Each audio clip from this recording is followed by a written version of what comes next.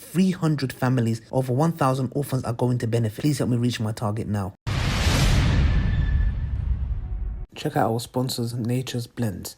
They specialize in premium Ethiopian black seed products. The website is in the description link below. You can also use the discount code SALAM10 for 10% off their products. Assalamu alaikum wa rahmatullahi wa barakatuh, brothers and sisters and dear friends. Hope you guys are well, inshallah. Before I start, I want to praise Allah subhanahu wa ta'ala, the most merciful, the most just. All praises, glory and gratitude belong to Him.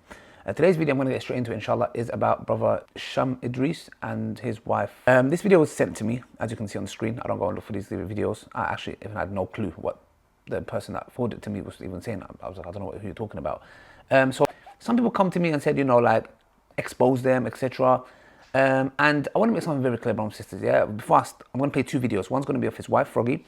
The second one is of himself. And I want to make something very clear. I do not intend, or I do not look for people's mistakes, because I fear Allah subhanahu wa ta'ala. The Prophet said, if a person looks for the sins of his brother, Allah will find the sins in his house.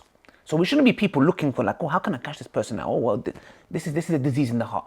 Yeah. Now I could use this opportunity if I had this disease in the heart. I have many diseases. May Allah protect me. I'm just talking about the specific one, and may Allah protect me from this as well. That I could have easily make this and go full out on them, because there's many things that they do that is not permissible. Yeah. I could have got full out on them and use this on top and just send hate towards them, and you know the video could go like that. Yeah. I could just say, you know what? You guys are like this, you guys are like that, you fake the whole thing, etc. The question that I would have to ask myself is, why would I do that? Yeah? Why would I do that? Why am I doing it because I genuinely care, or because I have a hate inside me towards them? I have a disease, I just don't like them because of whatever it may be. Let's go to the video. This is a video of this couple who's gone to a place to eat, and they are claiming that they suffered Islamophobia. Let's first listen to the wife. I'm going to blur her face. The reason I'm going to blur her face, but in this instance, I'm going to blur it because she's somebody's wife. She's married, and she's, you know, wearing makeup. She's beautified herself, so I prefer not to, you know, see that as I'm listening. Yeah, so let's go into it. We just got back from Idrees, which is a dessert cafe. It's in Oakville. We went to the Oakville location. It's in Ontario, Canada. I took my kids, my family, and some of my hijabi friends. We just wanted to have some dessert, just have a night out, you know how people go out. The servers at that location did not want to take our order. They asked us to leave the restaurant. And if we didn't leave the restaurant, they said they will call the cops, which they did, because we didn't want to leave because we were Muslim and they didn't want to take our order. Okay, now that's a big claim. It is very distressing for anyone that suffers from Islamophobia, and we deal this head on, you know, with Islamophobes in the UK and etc. around the world that we try to expose.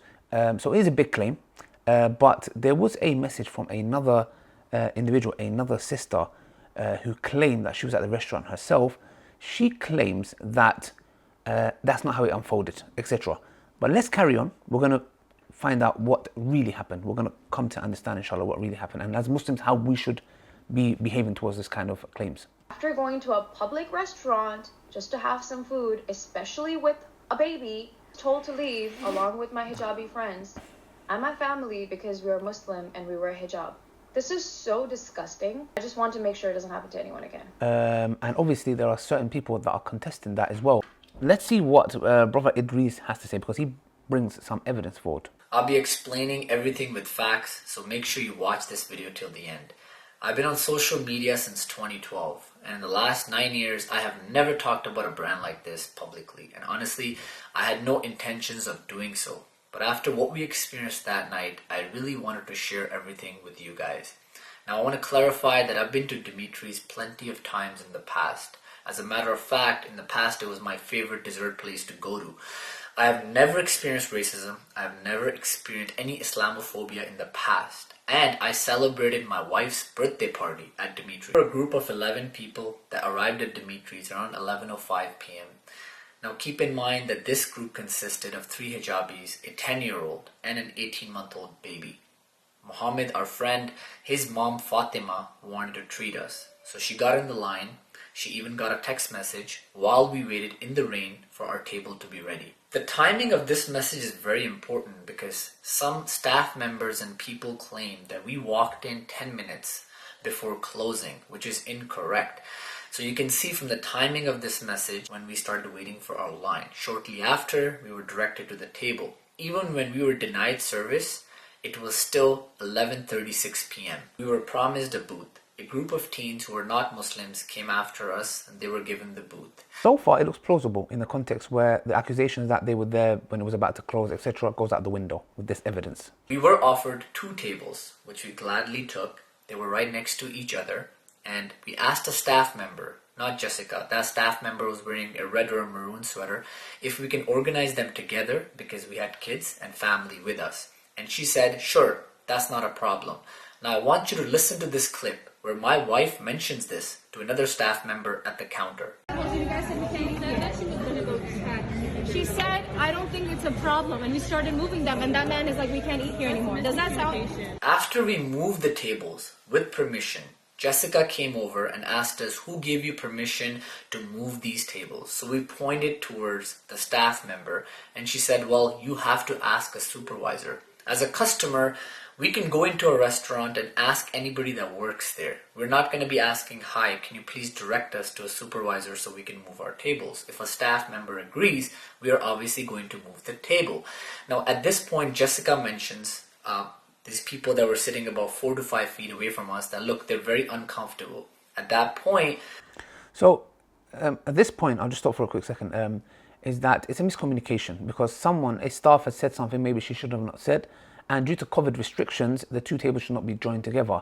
Even though we can say they are family, from the same family, but if they shouldn't be, they shouldn't be. Now, is it their fault, Sham, Idrees and his families? Not at all. Is it Jessica's fault? Not at all. It's just a miscommunication. And anyways, they move on from that. Those people turned out to be fans. So they replied to Jessica by saying, no, we're not uncomfortable. We love their videos. Hello guys, I'm making this video. Here you have the brother who's just testifying that he was not uncomfortable, etc. So that clears the doubt that may have been uncomfortable in the context where maybe she said it in, let's assume the best, that Jessica may have thought this is an individual, COVID is there, maybe he doesn't want to be close. That's understandable. Again, I cannot blame Jessica and we cannot blame Idrees and the rest. She's doing her job to make sure everyone feels comfortable. So yeah, and if that wasn't their fan, maybe they would have felt uncomfortable. So let's just be fair here. Let's carry on. To this, Jessica replied, well, you have to move the tables back. So we agreed and said, can you please find us a longer table so all of us can sit together? She agreed and left. While waiting peacefully, I even recorded a video of my wife and baby. Sierra? You can see from this video that we have already turned the tables and we are sitting separately in a group of 6 and a group of 5. At this point, while sitting at the table and waiting for a big table to be available, many of my family members took their masks. And to be honest... Again, just to clarify, some people say that there was 22 of them. So the fact that he's shown image, which we can see, there's 11 of them. There's not 22 of them. That clears that doubt for me anyways. Every single person that was at the restaurant while they were sitting at their tables, they had taken their masks off. After waiting for a little bit, we asked the supervisor if our bigger table was ready. So he directed us to a table that was closer to the door, the entrance of Idrees, but that table was still dirty. He says, go over there, I'll get the table cleaned up for you. So now we're waiting at this table, waiting for it to be cleaned so we can order our food. And Joseph comes and hands us a card and says, we have the right not to serve you. Call our manager tomorrow and you need to leave the restaurant. To be honest, we were a little confused at this point as to what just happened. So we went to the counter and asked, what exactly went wrong? Why did you guys not want to serve us? She said, I don't think it's a problem, and we started moving them, and that man is like, we can't eat here anymore. Does that sound? It's exactly. At this point, another staff member that was just making something at the back, I don't know if a milkshake or something, just passed a comment. I'll be very frank with you. At this point, I became very upset when I heard that. I pulled out the camera and started recording. Now I want you to closely listen to this clip. I'm not talking comfortable. They don't feel comfortable serving us because she's wearing a hijab? Yeah. So is that... Can you record? Yeah, I'm recording. They didn't... Okay, firstly, you're asking a question, like, you don't like serving us because she wears a hijab. I don't know where that came from. You haven't shown the full clip, Brother Idrees, Brother Sham. I don't know where that come from. It's as if you're putting maybe words in her mouth. I'm not saying you are, but it comes across like that. So, and she does say yeah, but I don't know if she says yeah because she heard you or she said yes to something else, or I don't know. But I very highly doubt that a person, I was told that it was owned by a Muslim owner, that the person is going to come and say, that yes, we're not serving you because she wears a hijab, and you ask her that. So here it's just a bit like, I don't know, I'm not sure. So is that, yeah, I'm recording. You guys, what exactly did we do? We have a baby with us. What exactly did we do? Can you please tell us what did we do? I'm going to ask you guys to leave. After this, the supervisor and Jessica started ignoring us. And here's another video of me standing at the counter while they don't even acknowledge me. We asked another staff member why we were asked to leave when we didn't do anything. This is the same clip I played for you guys early. Listen closely. You guys said we can't eat there. That she was going to go check. She said, I don't think it's a problem. And we started moving them. And that man is like, we can't eat here anymore. Does that sound? So they're calling this miscommunication. At this point, they had already called the police, so the police arrived. They informed us that as of February 2021, any restaurants can ask any customers to leave without giving them a reason, as long as it's not racism. And we said, well, this is racism. Look exactly what happened. And they said, you know, it's going to be very hard for you to prove that. So we recommend you go home, call the manager tomorrow and take it up with them. At this point, to be honest, I was very upset. My family was very upset. But I told them to just stay calm. Let's not create a fuss. We'll go home. I'll take this up on social media and we'll get them justice. This isn't a case of COVID-19 or miscommunications. We were there. We saw that Jessica and others felt very uncomfortable when they were dealing with the two hijabi girls, my wife and Mohammed's mom Fatima, who were dealing directly with them. There was even another hijabi woman present at that time. Now, yes, there's another hijab woman present at that time. And not only that, there was someone who claimed the story is a little bit different. She's a hijabi as well. So to say that they discriminated because of Islamophobia is a case that we need to really prove, because it is a big claim and we shouldn't take it lightly at all. So the thing is, if there's a hijabi already claiming that, there's a hijabi already there and there are Muslims there, if they were not felt welcome, I'm sure they would have expressed that they would not want to serve them because they're hijabis. They could have done that all across board. Do you get what I'm trying to say? So again, I'm not saying you may have not felt like that, but it's to make that claim, it's a big claim. This isn't the first time that this restaurant experienced customer service issues. You can look at the reviews for the past few years and you can see again and again a lot of people complain about service issues. Every restaurant has service issues, etc. So I wouldn't really use that. If people came and said, you know what, if you saw few hijabis in that comment section saying, you know what, I was discriminated against, then I would say you've got a case there. But with people complaining about food and service, it's bound to happen. And to all the people who were not there, or to all the people that may not have had this first-hand experience, don't make comments on this, because Islamophobia does exist. Look what happened in London, Ontario. So we experienced it firsthand. Of course, Islamophobia exists. I deal with it firsthand. But to claim that, okay, Islamophobia exists here, therefore it also existed here, I wouldn't say would be fair, because just because certain things happen in certain places doesn't mean you being denied, for whatever reason, you believe it was Islamophobia, they believe it was COVID restrictions and other elements. So we can't add that in there. So in a nutshell, guys, I just want to give you guys a bit of a reminder. Okay, now, like I said before, I don't have anything personal against Brother Sham, Idrees, and his wife, Froggy, etc. And I believe one thing that I would like to give them as a reminder, and everybody as well, is that firstly, there's a concept in Islam called husnul dhan, yeah? We should have the best of assumptions to our believers. The Salaf would say that if we saw our brother, his beard drenched in alcohol, we'll say somebody poured it over their head. If we saw our brother in the mountain saying, I am your Lord and you are my servant, we would say that he's reading a verse of the Quran. The point here is this: we need to give the benefit of the doubt to everybody. Yeah, okay, and especially Muslims as well. We'll have husnul dhan. Yeah. Now, however, one thing that we need to say is, in this specific situation, I would not accept the accusations of Islamophobia. That I would like, that's a far stretch. Personally, yeah. I believe that there was a COVID issue, etc. Joining tables together, they'd separated. We have that in the UK, etc. So they had right to concern and a few other elements. God knows what happened. You went to the other table. I don't know what happened, and truth would come out when the cameras, whatever it happened. However, the point here is this: we should have better assumptions. But number two, I want to give an advice to our dear brothers, Sham Idrees and his dear wife, Sister Froggy. You need to understand there is videos that you've done before where it might be clickbait, it might be things that are not true, etc.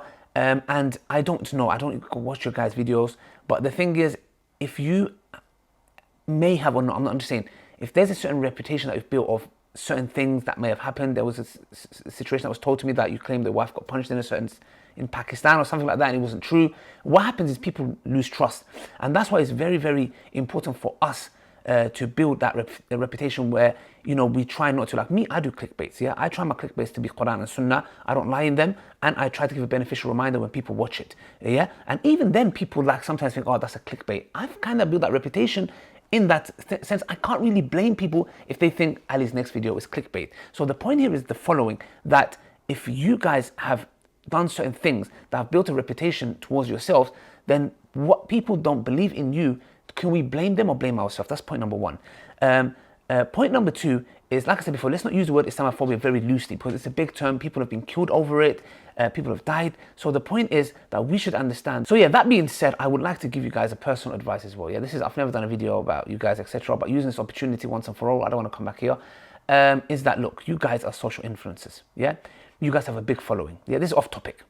Yeah, you guys have a big following, and you need to understand how you carry yourself, how you conduct yourself is a responsibility and a man Allah subhanahu wa ta'ala will ask you.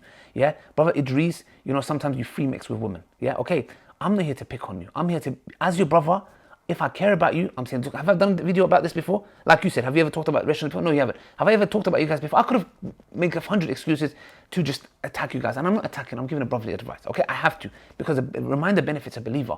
Yeah, with other women, okay, free mixing, etc. You are social influencers. You need to understand that people, individuals like Sister Dina Tokyo and her likes, even Sister Habiba da Silva, these individuals, sadly, the way they portray the hijab is not the hijab. I'm so sorry. You know, wearing absolutely tight clothing where you can see the whole body, you know, or showing the hair. Now we have a pandemic of sisters showing their hair. I'm out with my wife, and we see maybe 20 or sisters who are showing their hair. The hair's aura. Where did this come from? It started from the Emirates, then Dina Tokyo popularized it. Now you have these people who are following this. The point I'm trying to make is your actions. You have people that look up to you. Even you guys done a video that you guys used to be best friends. Yeah, and then you get married. Alhamdulillah, may Allah bless your marriage and keep you firm. But the point is this, being friends is haram. It's not permissible. So when you portray this and make it like we was friends before, you are opening the doors to zina. Indirectly. I'm not saying directly you're saying that, but what you're doing is you're making the people believe, the Muslim youth, you can be friends with the opposite gender. The Prophet, peace be upon him, said, if a man and a woman is alone, the third person is shaitan. When you're friends, there is no, I've done a social experiment called, can men and women just be friends? They can't. It's impossible. Forget the experiment, what Allah and His Messenger told us, you know. So the point is this, there's certain things that you're portraying, even our dear sister, your wife, you know, when she wears hijab, maybe in certain elements she's showing, you know, maybe whatever. I don't want to listen to your wife, I don't even feel comfortable going into this. What I'm trying to say is, as social influencers, you guys have a responsibility. Please bear that in mind. I'm not here to attack you. I don't think I'm better than you. Maybe you guys are 100 million times better than me. Yeah, maybe I'm a very corrupt individual. Yeah, my point here is not, I'm not coming with a I'm holier than thou, you know. I'm just trying to say, please, for your akhirah, yeah? For your akhirah, please, yeah? Bear this in mind. And one little advice is this. Yusuf alayhi salam, he had a dream. And his dad told him not to share his dream with his brothers. My dear sister and brother, you guys are sharing everything with the entire world. There are people that don't have the positions that you have. They might be jealous. That's the reason why so many people message me that, oh, attack them, do this. I'm not going to do that. Because why do I need to do that? Because I know their genuine concern is not the right things. Yeah? There are people who genuinely, for the sake of Allah, dislike what you guys do. But there are people out there who do not like you. Because why? Because they want what you guys have. And you showing this, you are opening the doors to evil eye and many other things. Protect yourself. Don't show everything out there. I have husnul dhan that, yes, you guys experience this. I don't believe you guys lied or made a drama, etc. From what I can see, the evidence that you've answered quite a few doubts. However, the Islamophobia thing, it's far stretched, yeah? To make it seem, I can't. So I'm going to be balanced here, assume the best you knew. I'm not going to come and say you faked this and did this and that. I'm not going to do that, yeah? So I'm just saying that, inshallah, and I hope you guys have benefited, Brother Sham, and I hope I haven't hurt you guys, but it's my duty to remind you guys that you have a following of millions, and these people watch you guys. Be careful to the things you do. Give the right of Allah subhanahu wa ta'ala. As a reminder to everybody that's watching this, pray your salah, give in zakah, fast in Ramadan, give Allah's rights, abstain from major sins. Okay, this is my reminder to you guys, inshallah, and let's not allow this dunya, a few moments of this dunya to cost our akhirah, inshallah. Till next time, assalamu alaikum wa rahmatullahi wa barakatuh. Goodbye.